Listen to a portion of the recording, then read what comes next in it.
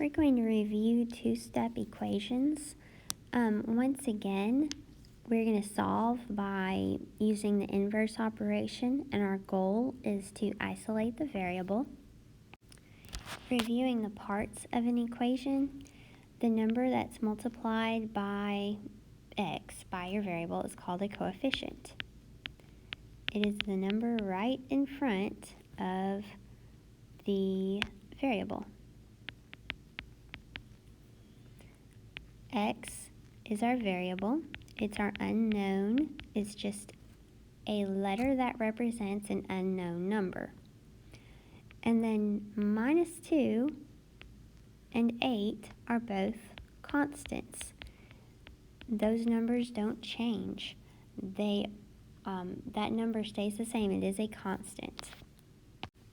Okay, so we're going to solve some problems. Problem A, 3x plus 4 equals 10. Now remember, our goal is to isolate our variable. So it's helpful if we just show our goal.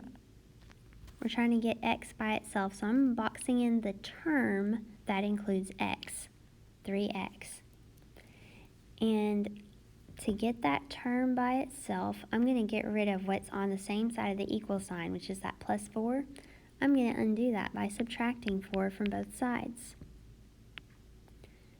So what happens is now we have 3x by itself on the left side of the equal sign, and then 10 minus 4 is 6 on the right side of the equal sign.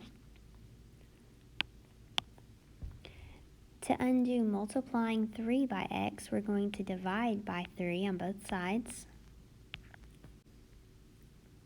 And so now we have x equal 2. To go over what we just did, we took 2 steps to solve this equation. The first step was trying to get the term that included the variable. That was 3x was the term by itself. So we got rid of this plus 4. This right here, by subtracting 4 from both sides. And so then we have 3x by itself on the left side. And the second step was actually isolating the variable. We wanted to separate 3 from x and just have x by itself. So we divided both sides by 3 to get x equal 2. For our next equation, 4m minus 3 equals 9. Once again, we want to isolate the variable m, but right now it's part of a term. So I'm just going to box in this term. I'm just doing that to show I'm trying to get that term by itself. So I'm going to get rid of this minus 3 that's not part of the term. That's on the left side of the equal sign with the term. So I'm getting rid of it by adding 3 to both sides. We get the term 4m by itself on the left side, and then 9 plus 3 is 12. Now we need to actually isolate the variable. We need to separate 4 from m and get the variable m by itself. So I'm going to undo multiplying by dividing both sides by 4, and we get m is 3. So we took 2 steps. We added 3 to both sides to get the term 4m by itself, and then we divided both sides by 4 to get the variable m by itself. Part C, we have negative m divided by 5 plus 6 equal 21. This one looks a little different because our term that includes the variable m has division involved. So let's just go ahead and box in that term. We're still trying to get the term by itself. So I'm going to undo this adding 6 by subtracting 6 from both sides of the equation. And this results in negative m divided by 5 equal 15. So I've done my first step.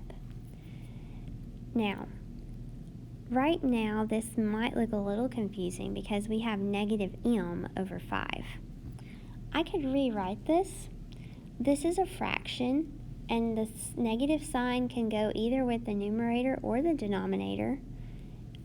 Right now it's showing with the numerator, but I could rewrite this as m over negative 5 equal 15. And that means the same thing.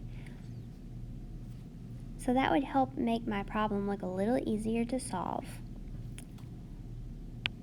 Next, we have m divided by a number. So to undo dividing, we're going to multiply both sides by -5 in order to isolate the variable m. So on the left side, I have -5 times m divided by -5. Those will cancel out, and just to kind of show that, remember this -5 could be written as -5 over 1, and you can see that numerator from -5 over 1 and the denominator from m divided by -5 will cross cancel, and we end up with just m on the left side.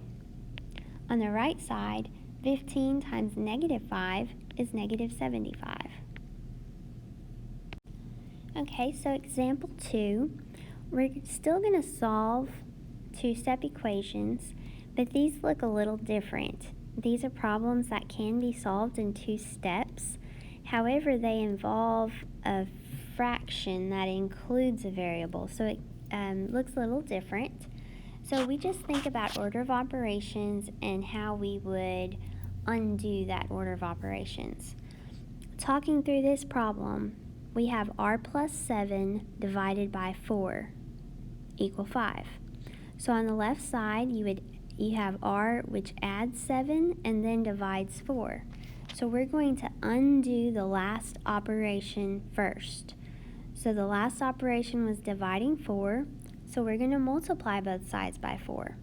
So I'm going to rewrite my problem, and I want to show undoing that fraction, undoing that dividing 4 by multiplying both sides by 4.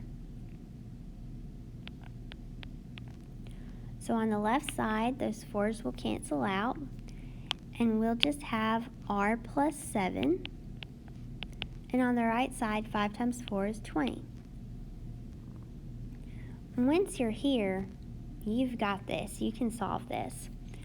Just remember, if it has a denominator, just go ahead and get rid of that denominator first. You can undo a denominator by multiplying by that denominator. So now we want to get r by itself. So I'm going to subtract 7 from both sides of the equation, and r is equal to 13. Okay, part B, we're going to do another problem like that. We have y minus 13 divided by 8 equal 14.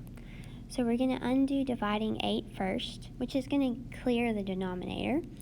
So I'm going to multiply the left side by 8, then I'm going to multiply the right side by 8. On the left side, we end up with y minus 13 equal, on the right side, 14 times 8 is 112. And then last, to get y by itself, to isolate the variable, we're going to add 13 to both sides of the equation, and we get that y is 125.